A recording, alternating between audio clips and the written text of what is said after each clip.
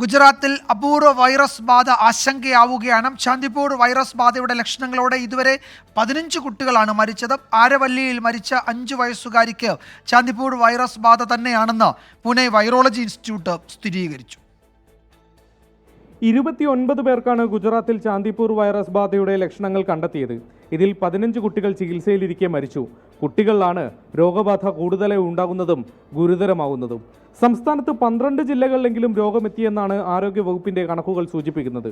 രോഗം സ്ഥിരീകരിക്കാൻ പൂനെ വൈറോളജി ഇൻസ്റ്റിറ്റ്യൂട്ടിലേക്ക് അയച്ച കൂടുതൽ സാമ്പിളുകളുടെ ഫലം ഉടൻ വരും. ആരവല്ലിയിൽ മരിച്ച 5 വയസ്സുകാരിക്ക് ചാന്ദിപ്പുര വൈറസ് ബാധയെന്ന് നേരത്തെ വൈറോളജി ഇൻസ്റ്റിറ്റ്യൂട്ട് സ്ഥിരീകരിച്ചിരുന്നു.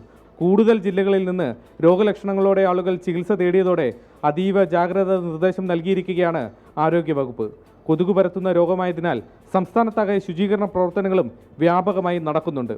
രോഗബാധ സംശയിക്കുന്ന മേഖലയിലെ ജനങ്ങളെ പരിശോധനകൾക്കും വിധേയമാക്കുകയാണ്. 24 മുംബൈ.